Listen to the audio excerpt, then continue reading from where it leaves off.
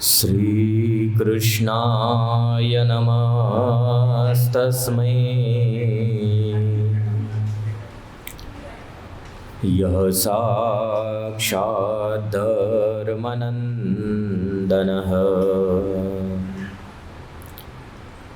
भुवि भूत्वा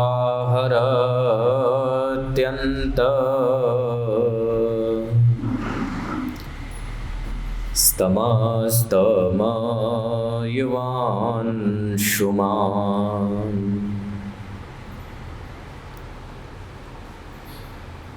श्रूयतां देवदेवेश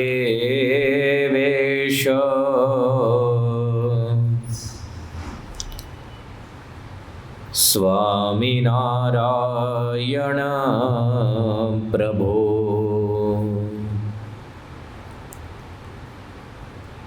त्वदीयेनावधानेन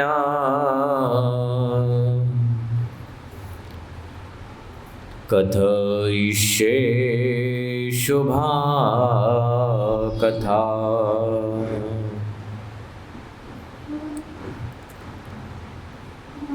वागर्थाविव सम्पृक्तौ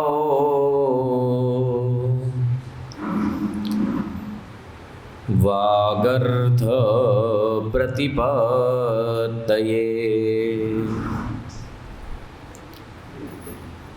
जगत पितरौ वन्दे पार्वती परमेश्वरौ।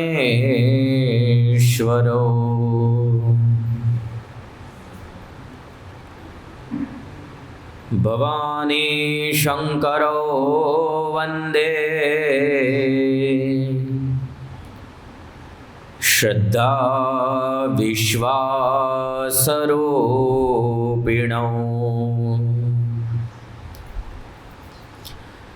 याभ्यां विना न पश्यन्ति सिद्धा स्वान्ततमेश्वरम्। ॐ अवतारिणे स्वामिनारायणाय नमो नमः। ॐ श्री हरिकृष्णाय नमो नमः। ॐ श्री पूर्णपुरुषोत्तमाय नमो नमः।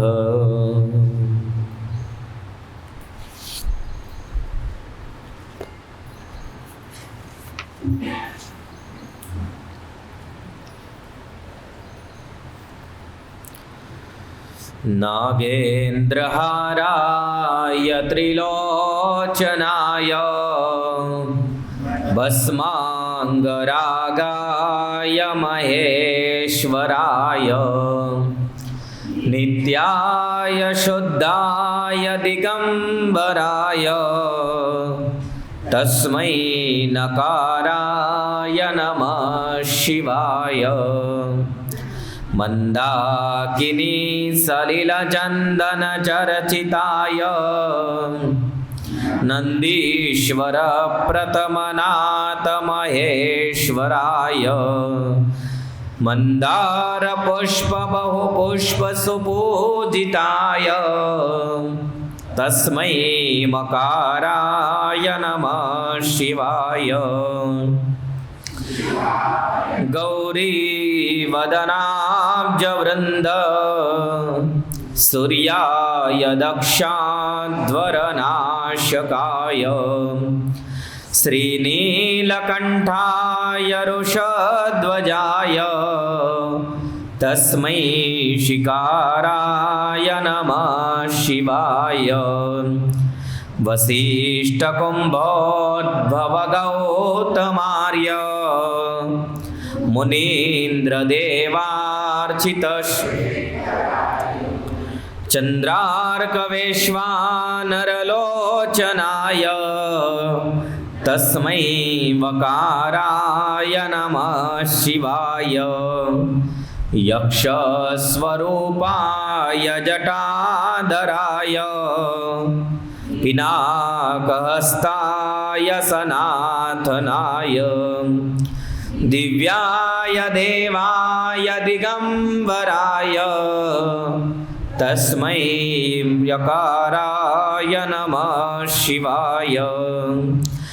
पंचाक्षरमिदं पुण्यं यः पठेत् शिवसन्निधौ शिवलोकम् अवाप्नोति शिवेन सह मोदते। इति श्रीमच्छंकराचार्य विरचितं शिवपंचाक्षरस्तोत्रं संपूर्णं। स्वामिनारायण भगवाननी हरि कृष्ण महाराजनी जय। लक्ष्मीनारायण देवनी जय। श्री राधा कृष्ण देवनी जय। श्री सिद्धेश्वर महादेवनी जय। श्री विघ्न विनायक देवनी जय। श्री कष्टभंजन देवनी जय।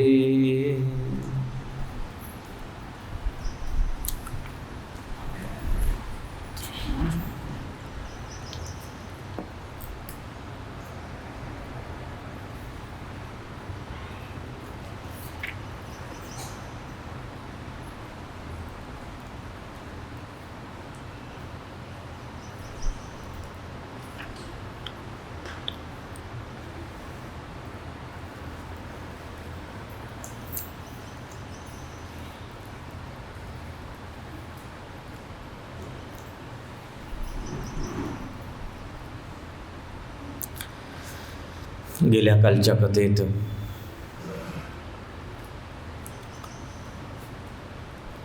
आपण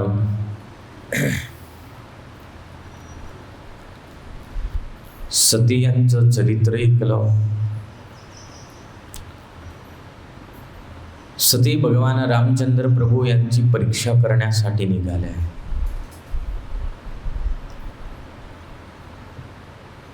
परंतु भगवंताच्या मायेनेच स्वतः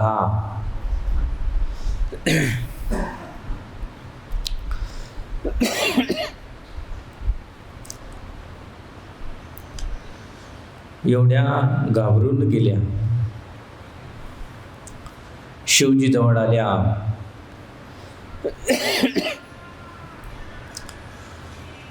शिवजीने समाधी अवस्थेमध्ये बघितलं, सतीचा त्याग केला।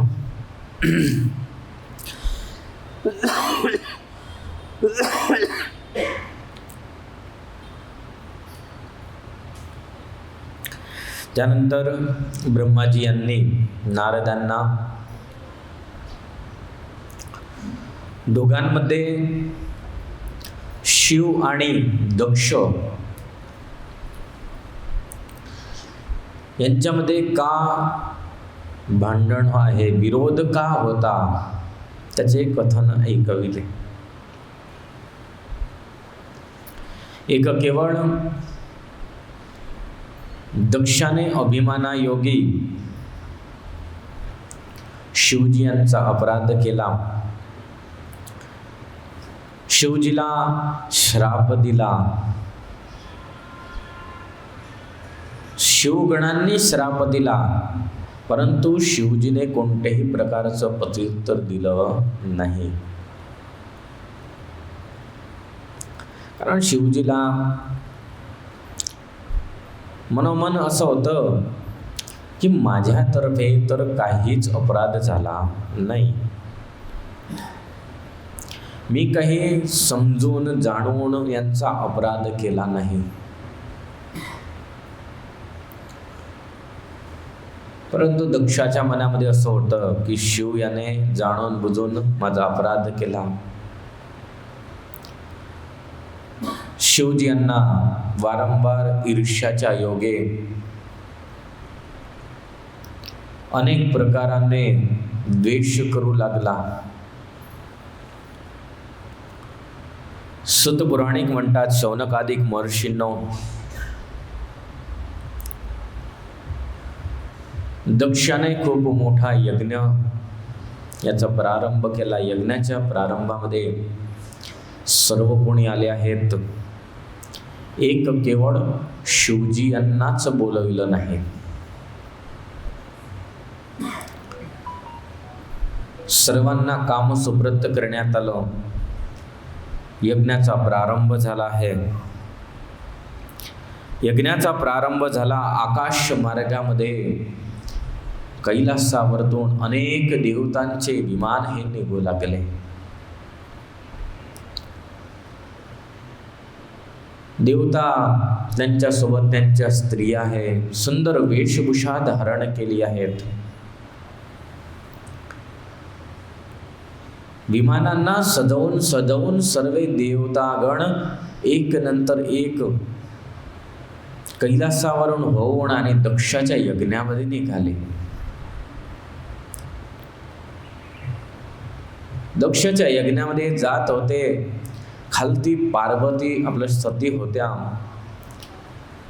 सती यांनी वरती बघितलं की एवढे विमान देवांचे, देवता सर्व कुठे जात आहे.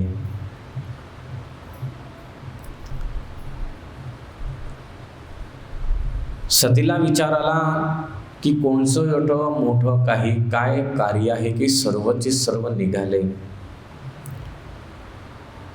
एक सखीने सांगितलं, सखी म्हणू लागली, देवी तुमच्या पिताच्या इथे दक्ष महाराज यांच्या इथे विशाळ यज्ञ आहेत आणि यज्ञामध्ये सर्व विमान जात आहे. तुलसीदासजी महाराज यांनी सुंदर सांगितलं की सूर सुंदरी करही कल गाना, सुनत श्रवण छूटही मुनी ध्याना. की ज्या वेळेला विमान आकाशमार्गे जाऊ लागले, देवतांना एवढा आनंद होता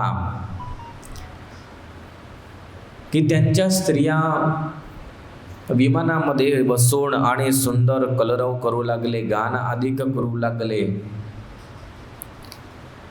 सुंदर सुंदर असे नृत्य करू लागले, गाणं करू लागले की कदाच मुनिगणांचं ध्यान सुद्धा सुटून जाईल.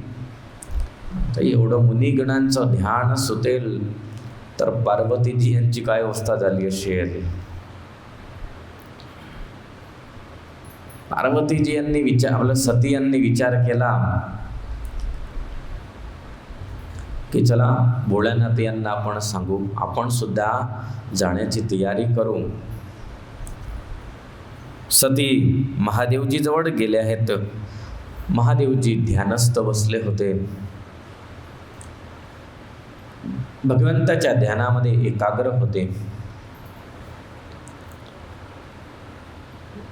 सतीने विचार केला की आता महादेवजी ध्यानस्थ आहेत, थोडा वेळ झाला म्हणजे उठले की मग त्यांना विचारते आणि विचारून मी सुद्धा निघते.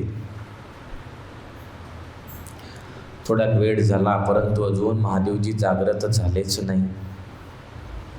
कारण महादेवजी यांनी प्राण घेतलं होतं, सतीचा त्याग केला होता. सतीचा त्याग केला होता त्या कारणी सतीशी बोलण्याची गोष्टच नव्हती. एकटे बसून भगवंताच्या भजनामध्ये, भगवंताच्या स्वरूपामध्ये अतिशय आनंदित होते. भगवंताचं एक नाव आपण बोलतो रोज, शिवजी यांचं पंचाक्षर स्तोत्र बोलतो. त्यामध्ये नागेंद्र हाराय सर्वात प्रथमचं नाव आहे. महापुरुषांनी, विद्वान पुरुषांनी खूप सुंदर त्याचा एक अर्थ केला आहे. सामान्य अर्थ नागेंद्र हाराय, की ज्याच्या गळ्यामध्ये नागांचे हार ज्याने धारण केले आहेत. नागांचे हार तर आहेत परंतु त्यामध्ये नाग हा कोण आहे तर सांगितलं नागेंद्र, नागांचा इंद्र. नागानाम इंद्र इति नागेंद्र. नागांचा इंद्र कोण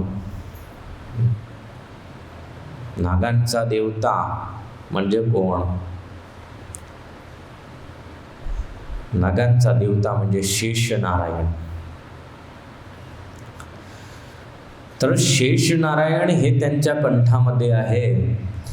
आता शेषनारायण आणि या दोघांचा संबंध कसा आहे? विद्वत पुरुष खूप सुंदर याची व्याख्या करतात. नागेंद्र म्हणजेच शेष त्यांच्या गळ्यामध्ये राहिला आहे. शेष आणि शिव या दोघांमध्ये काय अंतर आहे, किंवा एका दुसऱ्याच्या गळ्यामध्ये का राहिला आहे? तर सांगितलं दोघंचे दोघं एक गोष्टीने समान आहेत.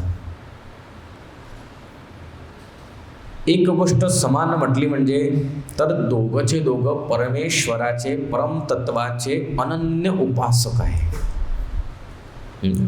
सर्वात आधीच गोष्ट येते, भगवान शिव कसे आहे?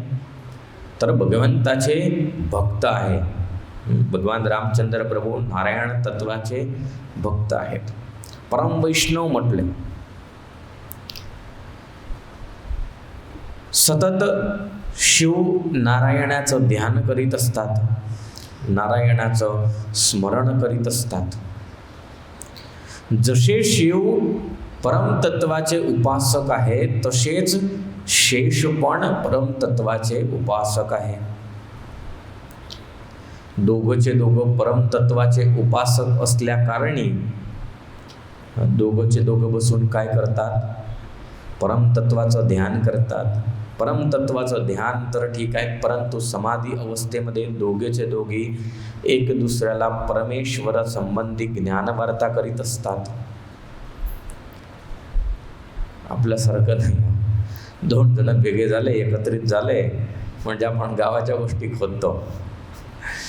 भगवत भक्त असतो, त्यामध्ये विशेषता असते की तो परमेश्वराचे चरित्र गातो. आता शिवजी आणि नागेंद्र शेषजी दोघंचे दोघं एक स्थानी बसून आणि परमतत्व भगवान नारायण यांचं गुणगान गात असतात, त्यांच्या स्वरूपाचं ध्यान करीत असतात. म्हणून म्हटलं नागेंद्र हाराय, की ज्याच्या गळ्यामध्ये नागांचे हार आहेत. परंतु त्यामध्ये सुद्धा विशिष्ट म्हणजे की शेष नारायण ज्याच्या गळ्यामध्ये आहेत. वेदांनी वारंवार, पुराणांनी वारंवार एक गोष्ट केली की परमेश्वर तत्व हे कसं आहे? अगाध आहे. अगाध म्हटलं म्हणजे की त्याचा कधीही पार येऊ शकत नाही. कोणी मनुष्य विचार करेल की मला समुद्राचा पार करायचा आहे, समुद्र पूर्ण खंदून मारायचा आहे, खंदून म्हणजे शोधून घ्यायचा आहे पूर्ण, तर ते कसं होईल का? कारण समुद्र काही छोटासा नाही आहे की समुद्राला तो उडी मारेल आणि संपूर्ण रीतीने त्याला बघू शकेल. एक सामान्य असा समुद्र त्याला मनुष्य पाहू शकत नाही. त्याला सुद्धा अगाध म्हटलं की जड हे कसं आहे? अगाध आहे. तर जड अगाध आहे, तर जडाचा करता परमेश्वर हा कसा आहे? अगाध आहे. त्याला कधीही परिपूर्ण रूपाने आपण समजू शकत नाही. आणि अशा परमतत्वाचं वारंवार अनेक वेळ गुणगान करत गेले, गुणवान करत गेले, तरी सुद्धा वेद शास्त्र त्याला म्हणतात की न इति, न इति. इति म्हणजे ज्याचा अंत हा नाही, न म्हणजे नाही, इति म्हणजे ज्याचा अंत नाही. वारंवार तुम्ही कीर्तनांमध्ये ऐकलं असेल की स्वयं शेष कदाच हजारो मुखांनी भगवंताचं वर्णन केलं, विविध मुखांनी विविध वर्णन करत गेला, तरी सुद्धा परमेश्वराचा पार कधीही येऊ शकत नाही. त्यासाठी महापुरुष, विद्वत पुरुष म्हणतात की दोघंचे दोघं बसून आणि भगवंताच्या असंख्य गुणांचं वर्णन करत असतात, भगवंताच्या गुणांना याद करत असतात. त्यासाठी म्हटलं आहे नागेंद्र हाराय. आता भगवान भोळानाथ ध्यानावस्थेमध्ये बसले होते. सती यांनी विचार केला की भगवंत जागतील आणि मी भगवंताला बोलेल, परंतु शिवजी जागृत झाले नाही. कित्येक दिवस व्यतीत झाले. सतीने विचार केला की आता मी शिवजी यांना जागृत करते आणि सांगते. सतीने भगवंताची स्तुती प्रार्थना केली आहे. स्तुती प्रार्थनेने भगवान प्रसन्न झाले, जागृत झाले. सतीने हात जोडून विनंती केली आहे की प्रभू, माझी एक इच्छा आहे. भगवान भोळानाथ म्हणतात, बोला देवी, काय तुमची इच्छा आहे? सती म्हणते, माझ्या पित्याच्या घरी मोठा विशाळ यज्ञाचा आरंभ केला आहे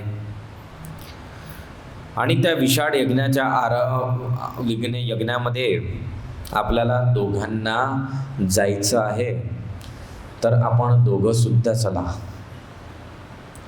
अनेक देवतागण, तुम्ही तर समाधीमध्ये होते, मी बघितलं, अनेक देवतागण गेले आहेत.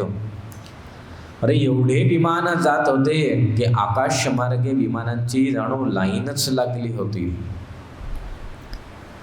सर्वचे सर्व जाताना दिसले, केवळ आपल्या इथूनच कोणी जाताना दिसलं नाही. भोळानाथ यांनी विचार केला की काय सतीला मी सांगू. आता जो पूर्वी प्रसंग घडला होता दक्ष आणि शिवचा, तो सतीला कल्पना नव्हती, तो सतीला ठाऊक नव्हता. भगवान भोळानाथ विचार करू लागले. विचार करता करता सतीला म्हणतात, सती, तुम्हाला इतिहास सांगतो मी. तुमचा पिता दक्ष आणि मी, आमच्या दोघांमध्ये अतिशय ईर्ष्याभाव आहे, द्वेष आहे. भोळानाथ म्हणतात, माझ्याकडून तर कोणत्याही प्रकाराचा द्वेष नाही, माझ्याकडून कोणत्याही प्रकाराचा ईर्ष्याभाव नाही, परंतु तुमच्या पित्याला माझ्याकडे अतिशय द्वेष असल्या कारणी तुमच्या पित्याने आपल्याला आमंत्रण दिलं नाही. जो काही पूर्वी प्रसंग घडला होता, पूर्व प्रसंग सतीला सांगितला. सतीने म्हटलं की प्रभू, त्यामध्ये काय, आता झाली गोष्ट, ते तर अनेक वर्ष व्यतीत झाली आणि अनेक वर्ष व्यतीत झाली, माझे पिताही विसरले असतील, तुम्हीही विसरा, आपण चला. भोळानाथ म्हणतात, देवी जाऊ नका, मी तर येणारच नाही, पण तुम्ही पण जाऊ नका. सती म्हणते, कदाच असं पण घडलं असेल की माझा पित्या आपल्याला आमंत्रण देण्यासाठी विसरला असेल. सर्वांना तर मोठा यज्ञ एवढा आरंभ केला आहे, बनत असतं, कधी कधी कोणाला विसरून जातो. आता ही प्रसंग आपल्याला पण कित्येक वेळ होते आणि तुमच्यामध्ये तर होत असेल, कदाच आमच्यामध्ये सुद्धा होते. एखादा मोठा उत्सव काही असला, सर्वांना आमंत्रण देतो आणि एकच असा राहून जातो की तो मग पूर्ण 2, 4, 5 वर्ष त्याचा ढोल वाजवतो की मला बोलवलं नाही. सतीचा म्हणण्याचा भावार्थ असा होता की कदाच सर्वांना आमंत्रण देण्यामध्ये आपण राहिले असो, म्हणून आपल्याला तसं काही मानपान न ठेवता आपण जाऊ. भोळानाथ यांनी सुंदर एक सांगितलं. भोळानाथ म्हणतात, देवी ऐका, अनाहुतश्च ये देवी गच्छन्ति परमंदिरम् अवमानं प्राप्नुवन्ति मरणादधिकं तथा. भोळानाथ म्हणू लागले, देवी, अनाहुतश्च ये देवी गच्छन्ति परमंदिरम, की जे मनुष्य बोलवल्या विना दुसऱ्याच्या घरी जात असतात, अवमानम प्राप्नुयंती, अवमानम अवश्य त्यांना प्राप्त होत असतं काय? अनादर प्राप्त होत असतो. भोळानाथ यांनी खूप सुंदर सांगितलं की बोलवल्याशिवाय कधीही दुसऱ्याच्या घरी जाऊ नये. दुसऱ्याच्या घरी बोलवल्याशिवाय गेले तर काय होतं? अनादर होत असतो. अनादर झाला म्हणजे बघा खूप मग त्यामधून लांब लांब निघतं. जशी चिंगम राहते, चिंगम रबऱ्यासारखी जेवढी ताणा तेवढी लांबच होते. त्या प्रकारे एक वेळ अनादर झाला म्हणजे मग त्यामधून संबंधांची चिंगम हे लांबली जाते. आपण जातो, त्याने आपला आदर न केला, आपल्याला बोलवलं नाही, बघून सुद्धा जर आपल्याकडे कोणची चांगली कृपाची गोष्ट केली नाही, आपल्याला शब्दांनी मान दिला नाही, म्हणजे सहज आपल्या मनामध्ये होतं की आपण आलो ते खोटं आलं, मग चला मी सुद्धा बघून घेईल, मी सुद्धा माझ्या कार्यक्रमामध्ये असंच करेल याला. आणि तो सुद्धा द्वेषभावाने तसंच करतो. मग दुसऱ्यांच्या संबंधामध्ये हे चाल्याच करत असतं, मग लांब, मग एक नंतर झाला की दुसरा, तिसरा. भगवान भोळानाथ म्हणू लागले, देवी त्यासाठी बोलवल्याशिवाय आपल्याला जायचं नाही. कारण तुम्ही आणि मी जाईल, आपला अनादर होईल. एवढे सर्व देवता बसले असतील, देवतांमध्ये आपला अनादर झाला तर तिथे आपल्या अतिशय दुःखाची गोष्ट राहील. भोळानाथजी यांनी विचार केला की चला एखाद्या वेळेस कदाच गेलो, आणि भोळानाथ तर कसे आहेत, सर्व दुर्गुणांच्या पर आहेत, त्यांना कोणतं मान सन्मान आदी काहीच नाही, कदाच केला तर केला. परंतु भोळानाथ यांना एवढी कल्पना होती, माझा जर अपमान झाला तर सती ह्या शांत राहणार नाही, सती शांत राहणार नाही, माझे गण असतील ते शांत राहणार नाही. पूर्वीच्या वेळेला जो एक दुसऱ्यांना श्राप झालाय त्यापेक्षा काही विशेष होईल. भोळानाथ यांनी टाळण्याची कोशिश केली. भोळानाथ म्हणू लागले, देवी ऐका, अनादर हा कसा आहे तर मरणादिकम तथा, मरणापेक्षा पण तो अतिशय खराब आहे. मरण हे एक वेळ आलं म्हणजे मनुष्य मृत्यू होतो, परंतु अनादर झाला म्हणजे वारंवार त्या मनुष्याचा सर्व ठिकाणी आदर होत असतो. एखाद्याच्या आचरणावरती किंवा एखादा मनुष्य कलंकित झाला, कोणी असो, तो तुमच्यामध्ये असो की आमच्यामध्ये असो, बरं, एक वेळ कलंक लागला म्हणजे दरेक मनुष्य त्याला त्याच दृष्टीने बघतो. हा कोण तर हा तो आहे, हा कोण तर हा तो आहे. आज सुद्धा हजारो लाखो अब्जो वर्ष झाले, परंतु आपण चंद्रमाला काय म्हणतो? चंद्रमामध्ये कलंक आहे. एवढा सुंदर चंद्रमा पौर्णिमेचा पांढरा शुभ्र असतो, शीतळ असतो, सुखदायक असतो, दिसायला सुंदर असतो, परंतु एक मध्ये काहीतरी काळा डाग आहेत, त्याला काय म्हटलं जातं? कलंक म्हटला जातो. की हा काय आहे? कलंक आहे. भगवान भोळानाथ यांनी सांगितलं, देवी तिथे गेलो, अनादर झाला तर तो अनादर अतिशय दुष्कृत होईल, खराब होईल. सती यांनी सर्व काही ऐकलं, परंतु डोक्यावरती सर्व भूत चढलेलं होतं, पिताच्या घरी जायचं. सती म्हणाल्या, प्रभू असू द्या, आता काय त्यामध्ये, खूप वेळ झाला आहे आणि तसं काहीच होणार नाही. आणि त्यामध्ये आपले सतीने खूप सुंदर सांगितलं की आप्तजन असतात, आप्तजन आपल्याला बोलवतात किंवा नाही पण बोलवलं तर त्यामध्ये काही मानपानाची अपेक्षा ठेवू नये. किंवा मित्र संबंधी अधिक असतात, एखाद्या वेळेस विसरले तरी सुद्धा जायला पाहिजे. त्यामध्ये काय एवढं ठेवायचं आहे? भोळानाथ यांनी सांगितलं. सदाशिव म्हणू लागले की हे देवी ऐका, जदपि मित्र प्रभू पितो गुरु गेहा, जाई बिनो बो लेहु न संदेहा. तदपि विरोध मानज कोई, तहा गए कल्याणो न होई.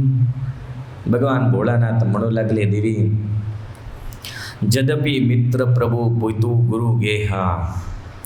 मित्र, त्यानंतर प्रभू म्हणजे एखादा मालिक असला, पिता आणि गुरु यांच्या घरी बोलवल्याशिवाय पण गेले तरी सुद्धा कधी न कधी वेरभाव असला तर त्या वेरभावाच्या कारणी कल्याण होत नाही.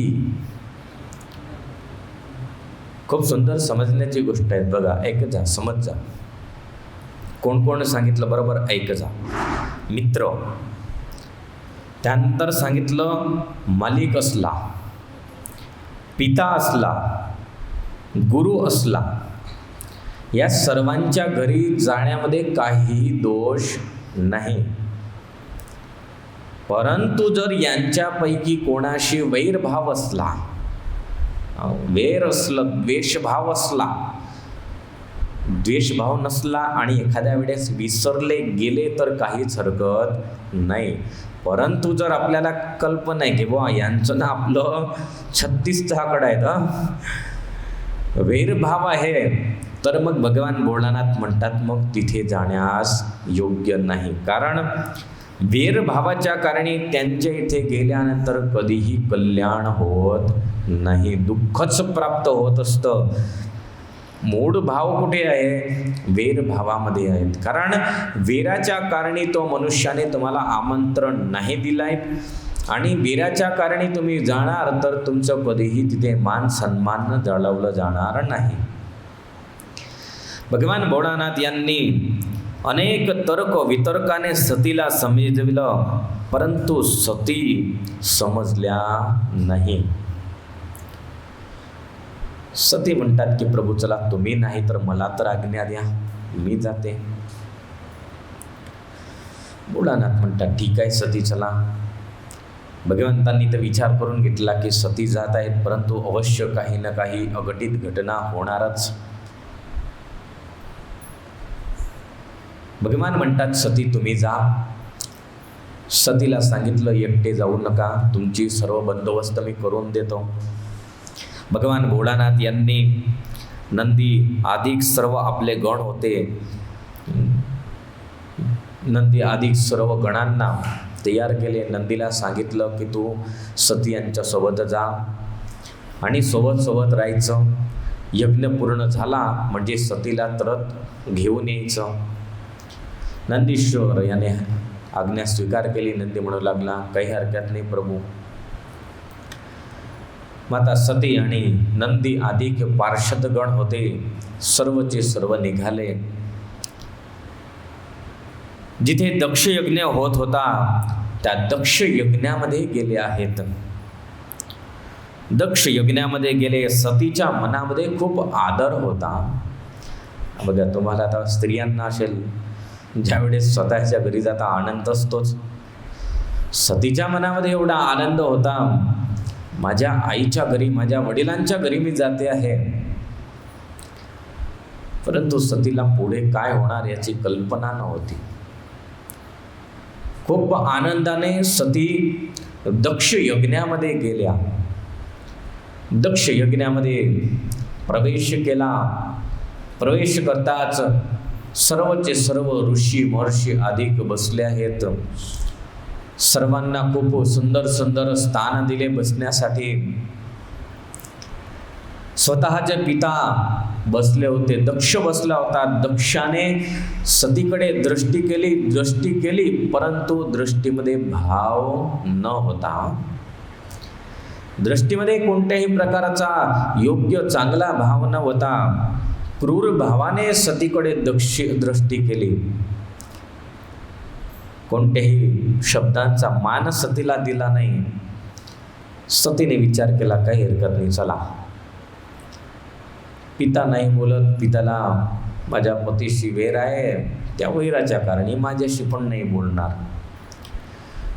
आता पिताची गोष्ट संपली, परंतु जिथे स्त्रिया सर्व बसल्या होत्या तिकडे सती गेल्या. आपल्या बहिणी बसल्या होत्या, बहिणींनी पण मान सन्मान दिला नाही. जिथे बहिणींच्या मध्ये बसायला गेली तर बहिणी उठून दुसरीकडे निघाल्या. सतीला खूप वाईट वाटलं. सतीला एवढं वाईट वाटलं, चला काही हरकत नाही. देवतागण जिथे होते, देवांच्या स्त्रिया होत्या, तिथे गेली तर तिथे सुद्धा तशीच परिस्थिती झाली. एकही देवतांची स्त्री तिच्याशी बोलण्यासाठी थांबली नाही. इकडे तिकडे तोंड फिरवून आणि सतीला हट करू लागली आहेत. सती थोड्या थोड्या मनामध्ये कोरिष्ट झाल्या, विचार करू लागल्या की ज्याप्रमाणे माझे शंभू यांनी सांगितलं होतं की इथे येण्यामध्ये काहीच आपलं कल्याण नाही, परंतु मी आली आहे, काही हरकत नाही, चला जाऊ द्या. यज्ञाचं दर्शन घेऊन आणि आपण निघून जाऊ. सतीने विचार केला. विचार करून थोडीशी बाहेर निघाली. एवढ्यातच माता होती. माताने बघितलं. माताच्या हृदयामध्ये प्रेम जागृत आला. माताने तरतच जाऊन सतीला बोलवलं. सती आणि तिची माता दोघंचे दोघं बसले. आता माता होती, माता सर्व समजून गेली. मातेचं हृदय होतं. एकाच दृष्टीमध्ये मातेने सर्व काही जे काही घटना घडली होती समजली आणि आई समजवू लागली की बेटा असू दे, जे झालं ते सोड, परंतु तू आली आहेत. सती म्हणते मी आली, मला कोणीही मान सन्मान दिला नाही, कोणीही या बैस काहीच शब्दांचा वापर केला नाही. माता समजवू लागली, जाऊ दे, मी तुला बोलवते, मी तुला सन्मान देते, मी तुला मान देते, चल आपण यज्ञाचं दर्शन करण्यासाठी जाऊ, मी तुला घेऊन जाते, मी तुला बसण्यासाठी स्थान देते. सतीने सर्व काही ऐकलं आहे. सती अधिक सर्वचे सर्व, त्यानंतर सती होते, सती सोबत गण अधिक होते, नंदी अधिक सर्व तिच्या मागे मागे चालू लागले. सती यज्ञकुंडाच्या जवळ गेल्या. यज्ञकुंडाचं दर्शन तर घेतलं, परंतु सर्वकडे बघितलं तर सर्वांचे उंच उंच स्थान तयार करण्यात आले होते. ब्रह्माचं स्थान, विष्णूचं स्थान होतं, इंद्राचं स्थान होतं, सर्व देवतांचं स्थान हे स्वतःच्या त्यांच्या ऐश्वर्याप्रमाणे स्थान दिलं होतं. मध्यस्थीबरोबर प्रजापती दक्षाचं स्थान होतं, परंतु कुठेही शंभू यांचं स्थान मिळालं नाही. सदाशिवांचं, शंकरचं स्थान कुठेही दिसलं नाही. सती विचार करू लागली, एवढा मोठा यज्ञ आहे, सर्व देवतांचं ज्यामध्ये स्थान असतं आणि सर्वात आधी माझे पती शंभू यांचं स्थान असतं आणि त्यांचं स्थान कुठे दिसत नाही. आईला म्हटलं, आई माझ्या पतीचं स्थान कुठे आहे? जिथे माझ्या पतीचं स्थान असेल तिथेच मी बसू शकेल. आई म्हणते की बेटा कदाच तुझे वडील विसरले असतील. नाही नाही, विसरले नाही. माझ्या वडिलांना द्वेष भावाच्या कारणे, एवढी ईर्ष्या भाव आहे त्या कारणे माझ्या वडिलांनी कुठेही शंभूचं स्थान ठेवलं नाही. सती क्रोधिष्ठ झाल्या. आता खूप सुंदर तिथे सतीचा आणि सर्व ऋषीगणांचा संवाद. सतीने सांगितलंय की एखाद्या वेळेस माझं अपमान केलं असतं तर चाललं असतं, परंतु माझ्या पतीचं तुम्ही अपमान केला आहेत, सदाशिव यांचं अपमान केला आहेत, त्या अपमानाचं फळ तुम्हाला भोगवावंच लागेल. सतीने आपले पिता दक्षाला संबोधून आणि म्हटलं आहे. तर सती म्हणू लागली की हे पिता, हे तुझ्याद्वारा मला शरीर प्राप्त झालं आहे आणि ज्या शरीराचा जिथे अपमान झाला आहे तिथेच हे शरीर नाश पावेल आणि याचा भोगता तू असेल, तुला हे सर्व भोगावं लागेल. सती रडू लागल्या, एवढ्या रडू लागल्या, रुदन करू लागल्या. आणि सतीने खूप सुंदर शब्द म्हटले आहे. जदपि जग दारुण दुख नाना, सबते कठीण जाती अवमाना. समोजी सुसोसती ही भयवती, बहुविधि जननी किन्न प्रबोधी. सती म्हणू लागली की दक्ष, पिताचा जो मान होता तो पण काढून टाकला. नावाने संबोधन करू लागली. म्हणतात की दक्ष, जगतामध्ये अनेक असे दुःख आहेत, परंतु त्या दुःखांमध्ये सर्वात अति विशाळ दुःख असेल तर ते स्वजाती तर्फ मिळालेलं दुःख आहे आणि अतिशय दारुण दुःख आहे. तुम्ही माझे अतिशय स्वजाती आहेत, तुमच्याद्वारा हे शरीर निर्मित झालं आहे आणि तुम्हीच या शरीराला एवढं कष्ट देत आहे. सती खूप क्रोधिष्ट होत्या. माता समजवू लागली. माता म्हणते, बेटा जाऊ दे, चाल तू इथून निघ आणि तुझा सामान घेऊन पुन्हा कैलासावरती निघ. परंतु सती म्हणते, आता कैलासावर मी जाणार नाही. सर्व सभासद होते. सभासदांना सर्वांना सती क्रोधिष्ट होऊन सांगू लागले. म्हणते आहेत की हे सभासदांनो ऐका, जिथे संत सदाशिव विष्णू यांची निंदा होत असेल आणि तिथे मर्यादा अशी आहेत की जर तुमची शक्ती असेल तर निंदा करणाऱ्याची जीभ कापून घ्या आणि शक्ती नसेल तर कान झाकून तिथून दूर निघून जा. परंतु कधीही यांची निंदा बघू नका, ऐकू नका. सतीने सांगितलं, कोण कोण? संत सदाशिव विष्णू यांची जिथे निंदा होत असेल कधीही तिथे थांबू नका. सामर्थ्य असेल, निंदा करणारा आपल्या समकक्षाचा असेल, आपल्यामध्ये सामर्थ्य असेल तर जीभ त्याची कापा. सामर्थ्य नसेल तर कान झाकून निघून जा, परंतु एक क्षण सुद्धा तिथे राहू नका. सतीने सांगितलं. सती म्हणू लागली की दक्ष, तू ह्या सर्वांची निंदा केली आहेत, सदाशिव यांची अतिशय निंदा केली आहेत.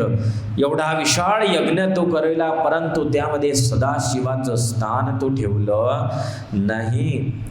म्हणून जा, मी सर्वांना श्राप देते. सतीने श्राप दिला आणि श्राप देऊन सतपुराणिक म्हणतात की हे शौनकादिक महर्षींनो, सती अतिशय क्रोधिष्ट झाली आहे, जणू काही अतिशय तेजाचीच मूर्ती झाली. अग्नीच हा स्वयं प्रकट झाला असेल एवढी क्रोधिष्ट होऊ लागली. सर्वकडे हाहाकार मचून गेला.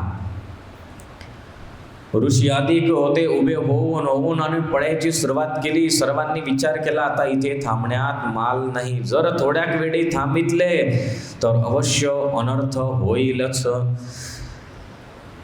हाहाकार मचून गेला. दक्ष हा उभा झाला.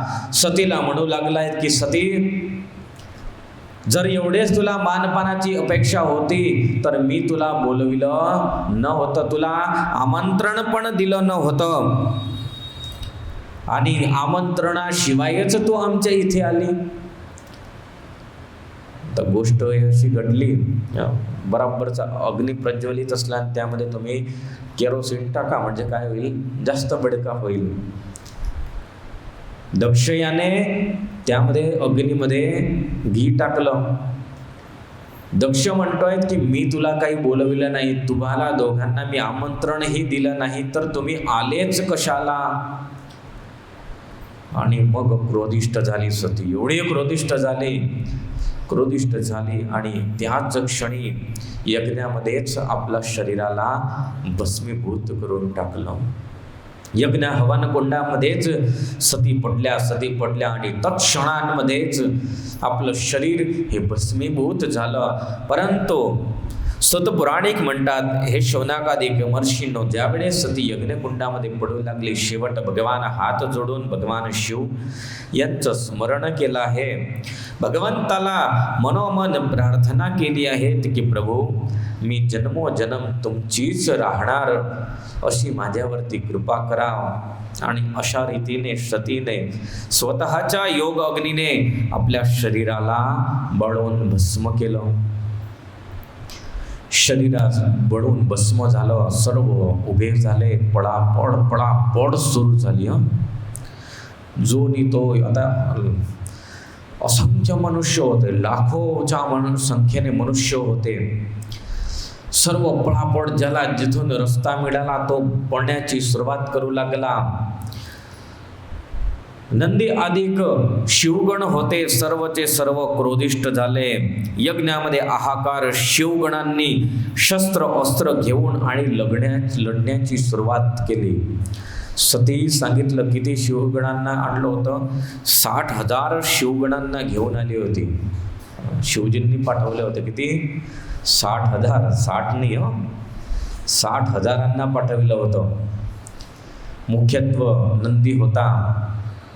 सर्वांनी आपले अस्त्रशस्त्र काढले. अस्त्रशस्त्र काढून मारहाण सुरू झाली. आता शिवचे गण म्हणजे कसे? तामसी प्रकृतीचे. ते काही विचारून मारू नाही. आला कापला फेकला, आला कापला फेकला. असंख्य देवतांचे सर्व हात पाय वगैरे डोके कापून फेकून दिले. कित्येकांना तर 2-2 चिऱ्या करून टाकल्या. जणू काही तिथे सर्व कापच सुरू झाली. सतपुराणिक म्हणतात, हे शौनकादिक महर्षींनो, समोरासमोर एक दुसऱ्याला मारू लागले आहेत. आणि त्याच वेळेला आकाशवाणी झाली. आकाशवाणी हिने सांगितलं की दक्ष, तू अतिशय गर्वाने सतीचा अपमान केला. अपमानाचं फळ भोगण्यासाठी तयार होऊन जा. आणि अशा रीतीने देवतांना सुद्धा सांगितलं आहे की वेळेनुसार पटापट तुमच्या स्थानावरती निघून चला, नाहीतर तुमचा पण नाश आहेच. आकाशवाणीने सांगितलं. म्हणजे देवतागण जेवढ्यांना जागा मिळाली फटाफट पळण्याचीच ठेवली. विचार केला देवतागणांनी की आकाशवाणीने सांगितलंय म्हणजे हे कधीही मिथ्या असणार नाही. थोड्याच क्षणामध्ये आपला मृत्यू हा जवळ येईल. जर इथे थांबलो तर. म्हणजे देवता पळण्याचीच तयारी केली. दक्ष होता. दक्षाला सुद्धा सांगितलं. अतिशय गर्वाने सतीचा अपमान केला. त्या अपमानाचं फळ तयार राहा भोगण्यासाठी. आता तुझ्याजवळ कोणत्याही प्रकारचा विकल्प राहिला नाही. ब्रह्माजी म्हणू लागले की नारद, आणि त्याच वेळेला शिवगण होते. शिवगण तिथून पळाले आहेत. पळून आणि शिवजी यांच्या जवळ गेले. शिवगणांनी जाऊन आणि घाबरत महादेवजी यांच्या समक्ष उभे राहिले. महादेवजी यांच्या समक्ष उभे आहेत. हात जोडून विनंती करून सांगितलं की हे प्रभू, एक अनर्थ घटनाही घडली आहेत. भगवान म्हणतात, पुराणात काय झालं सांगा. प्रभू, सती ह्या यज्ञकुंडामध्ये भस्मीभूत झाल्या. भगवान भोळानाथ यांनी सर्व घटना ऐकली. घटना घडली. एवढ्याच वेळामध्ये नारद महर्षी तिथे पोहोचल्या. नारद महर्षी यांनी चांगलंसं टाकलं त्यामध्ये तूप. नारद म्हणतात की प्रभू, दक्षाने तुमच्या सतीचा अतिशय अपमान केला. सतीने अपमान स्वतःचा नव्हे, परंतु तुमच्या अपमानाच्या कारणी आपलं शरीराला जाळून टाकलं. भगवान भोळानाथ एवढे क्रोधिष्ठ झाले की ज्या सतीने माझ्या अपमानासाठी आपला शरीराचा त्याग केला, माझ्या पत्नीने माझा त्याग केला, माझ्यासाठी शरीराचा त्याग केला. भोळानाथ क्रोधिष्ठ झाले. सूत पुराणिक म्हणतात की एवढे क्रोधिष्ठ झाले की स्वयं अग्नीचंच स्वरूप झालं आहे. अग्नीच्या स्वरूपाविषयी स्वतःची जटा होते, जटाईला सोडली. जटाला सोडून आणि एक विशाळ शिला आहे तर दगड, त्या दगडावरती जटेला जोरात आपटली. जटेला जोरात आपटताच त्या शिळामधून दगडामधून विशाळ दोन स्त्री आणि पुरुष उद्भव झाले. एक पुरुष होता असंख्य काळासारखा, असंख्य हात असलेला, हातांमध्ये शस्त्र अधिक धारण करलेला, आणि तो पुरुष पूर्व भागामधून उद्भवला. त्याचं नाव झालं वीरभद्र. दुसरी शिला होती, त्या दुसऱ्या शिलामधून महाकाळी स्वयं हे निघाले आहेत. महाकाळी उद्भवल्या. वीरभद्र एवढा उंच होता आणि एकटा नव्हता. एकटा तर निघाला, परंतु त्याच्यासोबत त्याची लाखो करोडोच्या संख्येमध्ये सेना हे निघाली. हात जोडून आणि शिवजी यांना सांगितलंय की बोला काय आज्ञा आहे प्रभू सांगा. भोळानाथ यांनी सांगितलंय, वीरभद्राला सांगितलं की जाऊन आणि दक्षाचा यज्ञाचा ध्वंस करायचा आहे. ध्वंस म्हटला म्हणजे बिलकुल साफ, काहीच राहिला नको, तिथे कोणीच राहिला नको. भोळानाथ यांनी ऑर्डर दिला, आज्ञा दिली आणि दोघं निघाले. काळी निघाली आणि वीरभद्र निघाला आहेत. वीरभद्र निघाला त्यावेळेस सांगण्यात आलं, तो वीरभद्र रथावरती बसला होता. त्या रथाचं माप केवढं होतं, तर तो रथ होता 8 लाख हाताचा विस्तारांचा. 8 लाख हात एवढा विस्तार त्या रथाचा होता आणि 10,000 सिंह त्याला जोडलेले होते. घोडे नाही, सिंहांना जोडून आणि वीरभद्र निघाला. एवढ्या विशाळ रथावरती बसला आहेत आणि त्याचं सुद्धा सांगितलं की अतिशय विशाळ त्याचे मोठमोठे हात होते, असंख्य हात होते. दरेक हातांमध्ये अनेक प्रकारचे शस्त्र अस्त्र होते आणि रस्त्यामध्ये जो कोणी भेटत गेला त्याला मारत आणि वीरभद्र हा चालू लागला. वीरभद्र चालत आहे. ज्या बाजूला तो चालत लागला, आधी रथात बसण्याच्या आधी चालण्याची सुरुवात केली. जिकडे पाऊल ठेवलं तिकडे पृथ्वी डोलायला लागली, दुसरीकडे पाऊल ठेवलं दुसरीकडे डोलायला लागली. अशा रीतीने वजनदार, आता केवढा कसा भयंकर असेल विचार करा तो. आणि रथात बसला आहे तर रथ हा निघाला. शुद्धपुराणिक म्हणतात सोबत नवदुर्गा ह्या सुद्धा निघाल्या आहेत. नवदुर्गा पण म्हणतो, त्यामध्ये काली, कात्यायनी, ईशायनी, चामुंडा, मुंडमर्दिनी, भद्रकाळी, भद्रा, त्वरिता, वैष्णवी ह्या सर्व नवदुर्गा महाकाळीच्या स्वरूपामध्ये तिच्या सोबत चालू लागल्या. भगवान शंकर क्रोधिष्ट झाले म्हणजे बघा मग कसा काळाचा देव आहे, मग त्यामध्ये काहीच बाकी राहत नाही. आणि वीरभद्र महाकाळी चालू लागल्या. सोबत मागे पूर्ण भूत प्रेत पिशाच डाकिनी अधिक सर्व सेना हे चालू लागली. सेना कशी होती, सेना सुद्धा विचित्र होती. कोणाला डोकं होतं, कोणाला हात नव्हता, कोणाला पाय नव्हता, की ज्याला पाहूनच मनुष्य घाबरून जाईल अशी सेना, सर्वची सर्व सेना निघाली आहे. दक्ष यज्ञामध्ये गेली. दक्ष यज्ञामध्ये उत्पात होऊ लागले. शुद्धपुराणिक म्हणतात, शौनकादिक महर्षींनो, दक्ष यज्ञामध्ये दक्षाने विष्णू भगवान यांची प्रार्थना केली आहे, परंतु विष्णू यांनी दक्षाला समजविलं तो शिवाचं अपमान केलं. शिवजी यांच्या अपमानाचा फळ हे तुला भोगवावंच लागेल. आणि त्याच रीतीने तिथे वीरभद्र आला. देवता हे पलायन करू लागले. विष्णू यांनी वीरभद्राला उपदेश दिला आहे, समजविला आहेत, परंतु विष्णू यांचं सुद्धा वीरभद्राने ऐकलं नाही. एक केवळ शिव यांची आज्ञा होती आणि वीरभद्राने सर्वांना मारू लागला आहे. तर थोड्याच क्षणांमध्ये सर्व यज्ञ हा नाशप्रत करून टाकला. त्यामध्ये भृगू होता. भृगू ऋषी यांची दाढी खेचून टाकली. भृगूची दाढी वाढलेली होती. हजाम पेटला नसेल तर पकडली आणि खेचीच टाकली पूर्ण दाढी. भृगूची दाढी खेचली. त्यामध्ये भृगू हे सुद्धा क्रोधिष्ट झाले आणि भृगू यांनी सुद्धा अनेक असे राक्षसगण उद्भवले. त्यांना वीरभद्रासमोर पाठविले आहेत. भृगूने अनेक राक्षसांना उत्पन्न केले, त्यांना पाठविले, परंतु वीरभद्राने त्यांना सुद्धा मारले. आणि शेवट सुज्जे म्हणू लागले की हे ऋषींनो, शेवट त्यावेळेस वीरभद्राने दक्ष होता, दक्षाचं मस्तक हे कापितलं आहे. दक्षाचं मस्तक कापून आणि त्यानंतर वीरभद्र हा आपल्या स्थानकी निघाला. वीरभद्र महादेवजी यांच्या जवळ गेला. महादेवजी यांच्या जवळ जाऊन आणि महादेवजी यांना प्रणाम करून आणि सांगितलं की प्रभू, जशी तुमची आज्ञा होती त्या आज्ञाप्रमाणे सर्व यज्ञ हा नाश झाला. यज्ञामध्ये कोणीच राहिलं नाही. जे पळाले तेच राहिले, बाकी जे थांबले होते ते सर्व मृत झाले आहेत. कित्येकांचे हात पाय कापले आहेत आणि दक्ष याचे सुद्धा मस्तक छेदन करून मी आला. महादेवजी खूप प्रसन्न झाले. प्रसन्न होऊन आणि त्याला आपल्या गणांचा अध्यक्ष म्हणून नेमून आणि आपल्या जवळ ठेवला.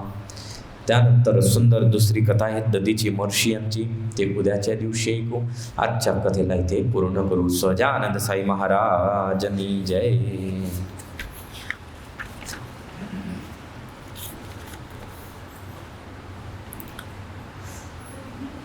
त्रिदलं त्रिगुणाकारं त्रिनेत्रं च त्रयायुधं त्रिजन्म पापसंहार मेकबिल्वं शिवार्पणं त्रिशाखैर्बिल्वपत्रैश्च यश्चिद्रैः कोमलैः शुभैः शिवपूजां करिष्यामि एकबिल्वं शिवार्पणम् अखण्डबिल्वपत्रेण शुद्धयन्ति सर्वपापेभ्यो एकबिल्वं शिवार्पणं शालिग्रामशिलामेकां विप्राणां जातु अर्पयेत् सोमयज्ञमहापुण्यमेकबिल्वं शिवार्पणं दन्तिकोटिसहस्राणि वाजपेयशतानि च कोटिकन्यामहादानमेकबिल्वं शिवार्पणं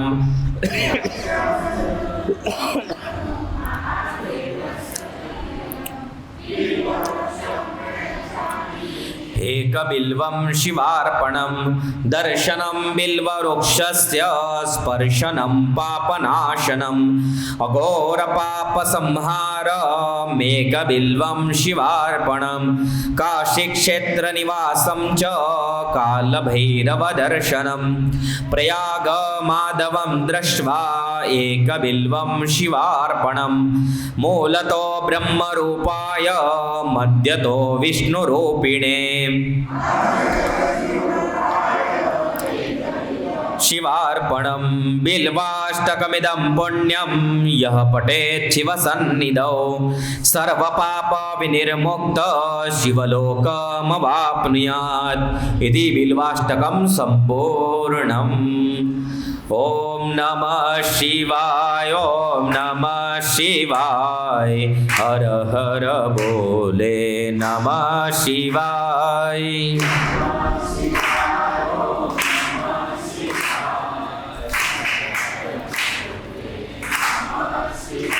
ओम नमः शिवाय, ओम नमः शिवाय, हर हर बोले नमः शिवाय.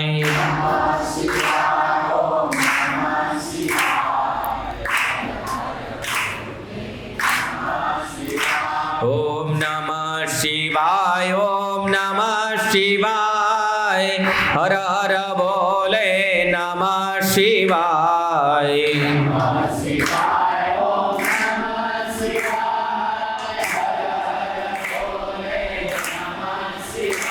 ओम नमः शिवाय, ओम नमः शिवाय, हर हर बोले नमः शिवाय.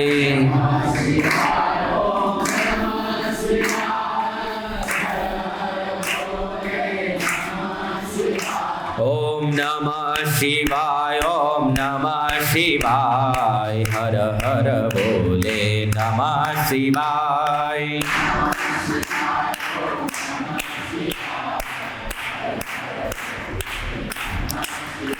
ओम नमः शिवाय, ओम नमः शिवाय, हर हर भोले नमः शिवाय।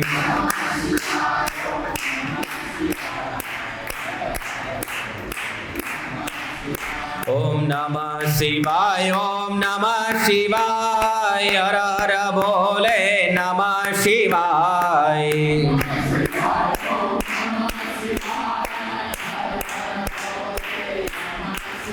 ओम नमः शिवाय, ओम नमः शिवाय, हर हर भोले नमः शिवाय।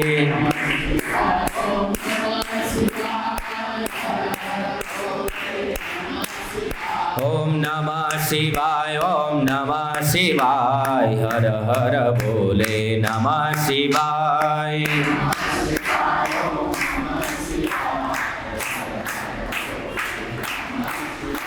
बोलो स्वामीनारायण भगवाननी जय, सिद्धेश्वर महादेवनी जय, श्री विघ्न विनायक देवनी जय, श्री कष्टभंजन देवनी जय।